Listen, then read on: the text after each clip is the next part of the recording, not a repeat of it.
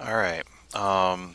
When you're editing, there are four basic kinds of edit that you make.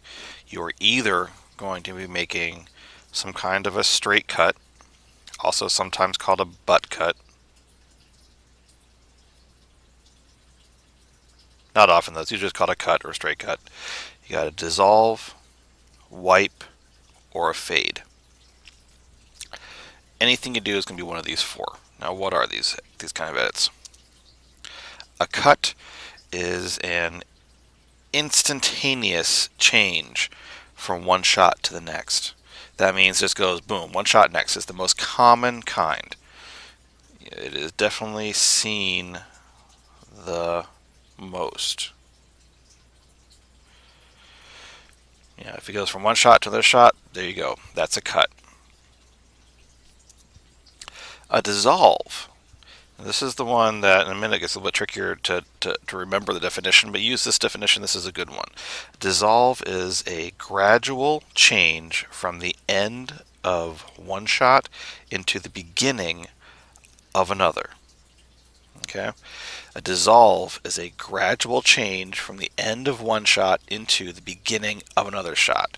This is where, it kind of, I'm hesitant to use the word fade because fade's another one of them. A lot of people say, well, dissolve is a fade. It fades into the next shot. No, a fade is something else, which we'll talk about in just a second.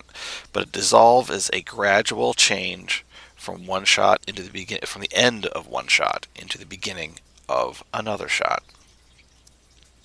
A wipe is a change from the end of one shot to the beginning of another shot with a special effect of some sort.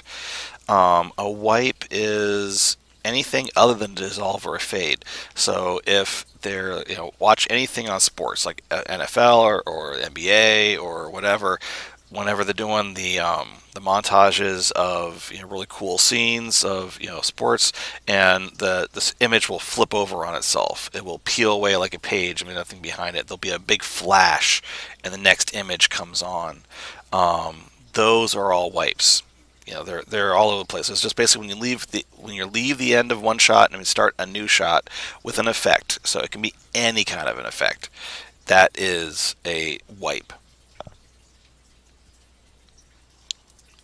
Then a fade is a gradual change from the end of one shot into a solid color, usually black. Yeah, it's most often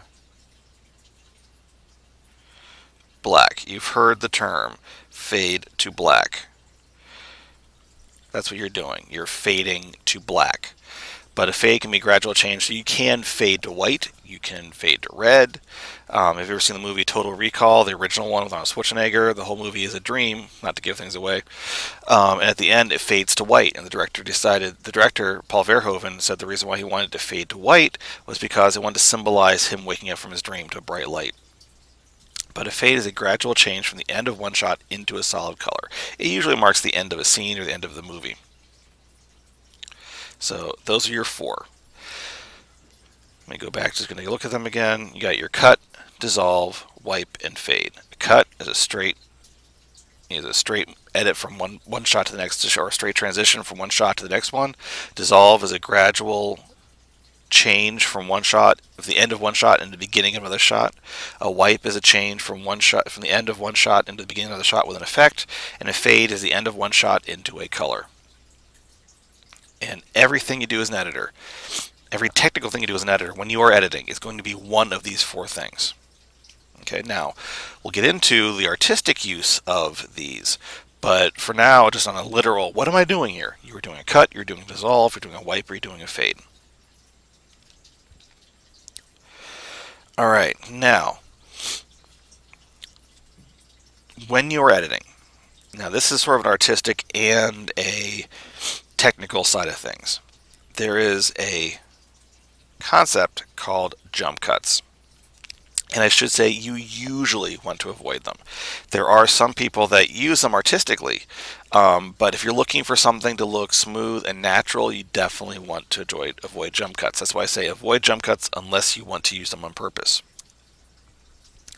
A jump cut is a perceived glitch or brief interruption or alteration of the picture being shown.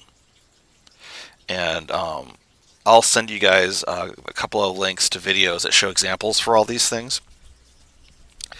But in short, a jump cut is a perceived glitch or brief interruption or alteration of the picture being shown.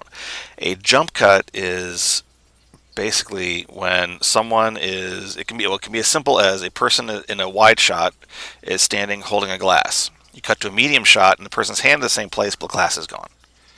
That is one kind of a jump cut. A jump cut could also be that the person is facing to the left in one shot and somebody's facing to the right in a closer shot. But there are other subtle ways that jump cuts can be made as well. So basically, it's anything that is perceived as a glitch. Sometimes there are things that aren't necessarily a jump cut in terms of what they're doing on screen, but it just doesn't match up right, so it feels like a jump cut. So there's a couple of really good videos that I'll be linking to that will show examples of where you shouldn't use, where jump cuts have been used badly. There are several ways to avoid jump cuts. The most common way, or one of the most common ways, is to cut on action. Remember how I was talking about that if someone is like, their hand is not in the quite proper position, well, if they're moving, that can be really difficult to do. If you're cutting from a wider shot to a closer shot and someone's moving, you have to find just that right frame to make them be standing in the exact same position that they were before.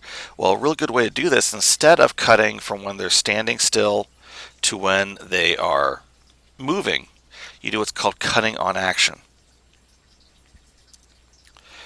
Another one is called the axis of action. One way to avoid jump cuts is to make sure that the only cut is along this axis of action. Now, what is the axis of action? The goal is to have consistent screen direction. That means that each character should be consistently looking in the same logical direction in each shot. So if you look at these images over here,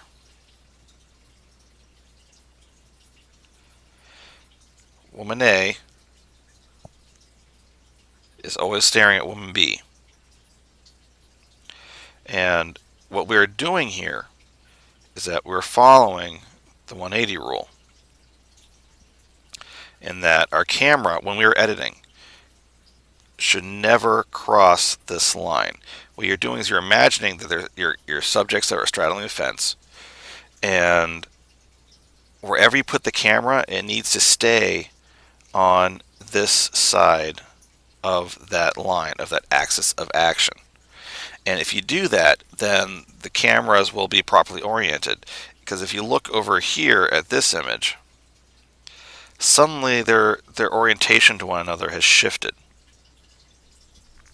And so a real good rule is to pay attention to the axis of action. Yeah, the goal is to have consistent screen direction. That means that each character should be consistently looking in the same logical direction from shot to shot. If you move this camera over to the other side of this line of action, what happens is suddenly the background changes, and what was maybe a truck over here, try and draw a truck, but something looks like a movie camera over here is now maybe another person standing over here. And since it changes and that background changes, it will look different, and people will get wondering what's happening here. Also, just their eye lines where they're looking will be different. If you look over on this one down here, she is now on the left side. We're looking over her right shoulder. Before we're looking over the right shoulder of this lady, and so we're like, well, where are we? It gets confusing, and your audience doesn't quite know where they're at. So, in short, you want to stay on that line of the axis of action. To do this, editors must respect an imaginary line following the talent's eye lines. And again, this is called the axis of action. It's also called obeying the 180-degree rule, but when it comes to editing, you're talking about the axis of action, making sure they're looking consistently in the right direction. An easier way to see this is to pretend that the talent is standing on a fence, like I said, and when selecting shots to cut to, only choose those shots that are on the same side of that fence, like I said. But for your notes, I have this explained a little bit more clearly. This is also referred to as a 180-degree rule. There is a secondary rule here, though, called the 30-degree rule. And what the 30-degree rule says, and again, I'll include a link to a video that really explains or shows this a little bit better. Although they don't call it 30-degree rule, but they reference the idea that the camera needs to move at least 30 degrees. But the reason why you want to have most of the 30-degree rules, if you look at this 180-degree line here, that's 180 degrees. Whenever you cut to a new camera, if this is camera 1, this is camera 1, then your shot 1, rather, your shot 2, this angle needs to be at least 30 degrees or greater before you put your camera there. And what that is that if it's less than 30 degrees, it's going to feel like a jump cut because the shots are too similar. So it'll be like, yeah, the shot changed, but it just doesn't feel any different. Well, if you go at least 30 degrees, the shot will feel different enough, it'll look different enough, so it won't be perceived as a jump cut. So every time you move that camera, it needs to be at least 30 degrees. Okay? And actually, this is only 90 degrees I'm doing here, so 30 degrees is actually much smaller, but I can't draw that small.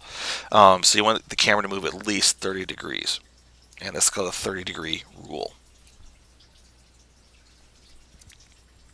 30-degree rule still, just more explanation here, says that whatever the new shot you cut to along the 180-degree arc should be a minimum of 30 degrees, different from the previous.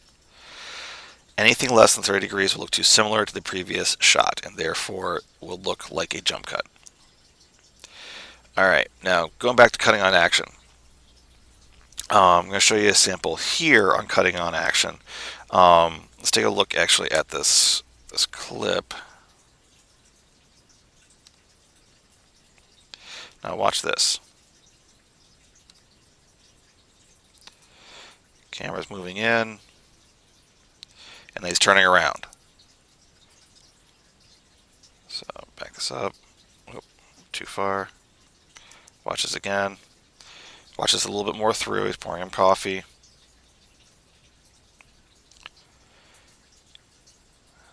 He's going to walk around him. And in a second, he's going to turn around. Now, that felt natural. We didn't really feel the cut. We cut to a different angle, cut to a completely different angle. But it felt natural. And the reason why it felt natural was because they were cutting on action. If you look at our first shot here, our camera's moving in.